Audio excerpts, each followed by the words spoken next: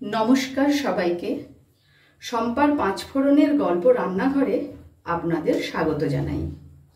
যারা ফেসবুক থেকে দেখছেন তাদের ফলো ও লাইক করার অনুরোধ জানাই। আর যারা আমার চ্যানেলটি এখনো সাবস্ক্রাইব করেননি তাদের সাবস্ক্রাইব করে পাশে থাকা বেল আইকনটি প্রেস করার অনুরোধ রাখি, যাতে আমি কোনো রেসিপি দিলে আপনাদের কাছে নোটিফিকেশনটা পৌঁছে যায়। আজ আমি বানাবো চাউমিন।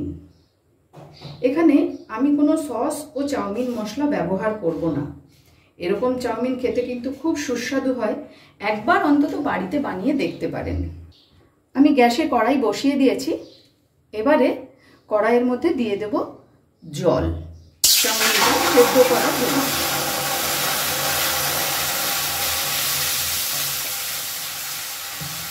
জলটা বেশ গরম হবে, তার মধ্যে আমি দিয়ে দেব নুন, 1 চামচ মতো নুন দিয়ে দিলাম। এবার 1 চামচ মতো একটু সাদা তেলও দিয়ে দেব। জল গরম হয়ে গেছে, এবারে এর মধ্যে আমি চাউমিনগুলো দিয়ে দেব। চাউমিনটা সেদ্ধ হয়ে গেছে, এবারে এটাকে একটা স্ট্রেনারের মধ্যে নিয়ে ধুয়ে ফেলবো। চাউমিনটা আমি ধুয়ে ঠান্ডা করতে দিয়েছি। কড়াই আবার বসিয়ে দিয়েছি। এবারে কড়াইয়ের মধ্যে দিয়ে দেব সাদা তেল। খুব বেশি পরিমাণে তেল আমি দিইনি। এবারে তেলটা একটু গরম করে নেব। তেল গরম হয়ে গেছে, এর মধ্যে আমি দিয়ে দেব কিছু পরিমাণ চিনে বাদাম।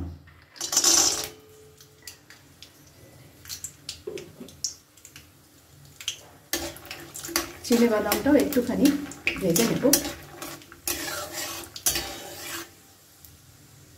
বাদামটা প্রায় ভাজা হয়ে গেছে। এবার এর মধ্যে আমি দিয়ে দেব খুব সরু করে কাটা আলু।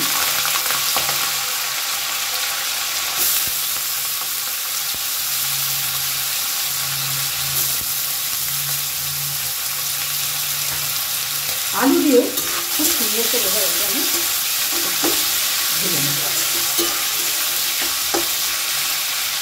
আলুটা সামান্য একটু ভাজা হয়েছে, এর মধ্যে আমি এবার দিয়ে দেব একদম ছোট ছোট করে রাখা 1 মুঠো ফুলকপি। এই ফুলকপিটা দিয়েও আমি খুব সুন্দর করে ভাজি।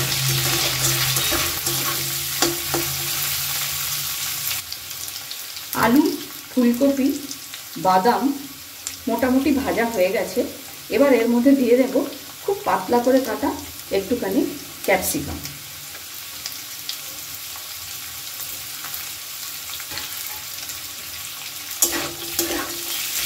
এটাও বেশ সুন্দর করে একটু ভেজে নেব।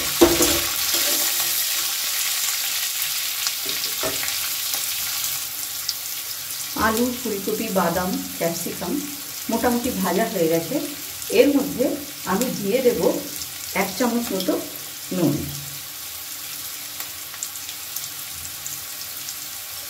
আর দেব একটু গ্রেট করে রাখা আদা।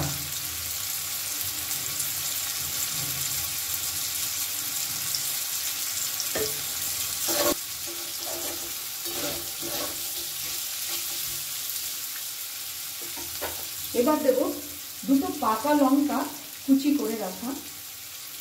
আপনারা কাঁচা লঙ্কাও দিতে পারেন, আমি দিলাম এই কারণে দেখতে বেশ ভালো লাগবে, লাল রঙের।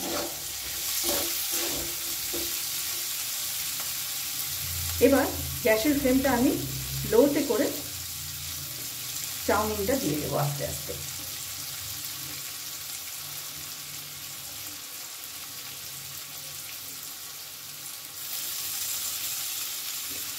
এবার এটা সুন্দর করে মিশিয়ে নেব।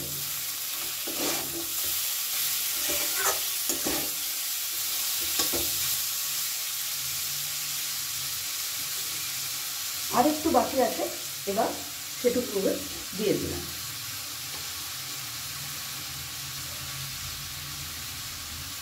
এবার এটা মিশিয়ে নিচ্ছি।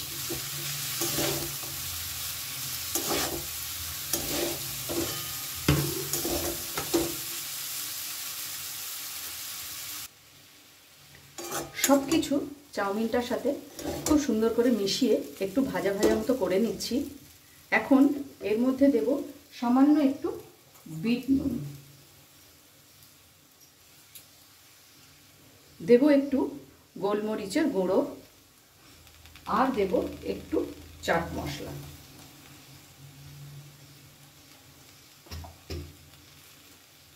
এখন এগুলোকে সব সুন্দর করে মিশিয়ে নেব।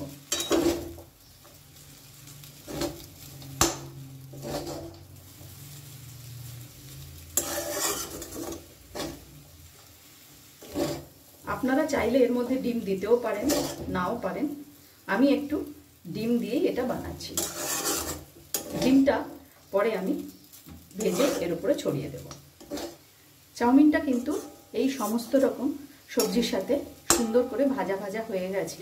এবার এর মধ্যে এই ভেজে রাখা ডিমটা আমি মিশিয়ে দেব।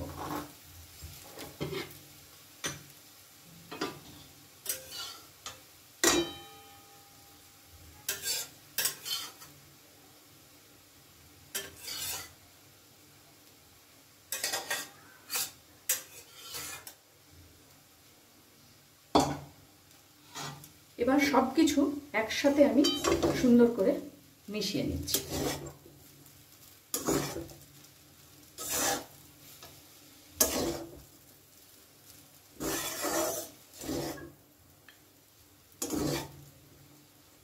খুবই সুন্দর লাগে এরকমভাবে যদি আপনারা সস ছাড়া বানান চাউমিন। অনুরোধ রইল একবার অন্তত বাড়িতে বানিয়ে দেখবেন। তৈরি হয়ে গেল আমার ঘরোয়াভাবে চাউমিন। এই চাউমিনটি কিন্তু খেতে খুবই সুস্বাদু হয়। তাহলে আজ এই পর্যন্তই। দেখা হবে সামনের ভিডিওতে অন্য কোনো রেসিপির সাথে।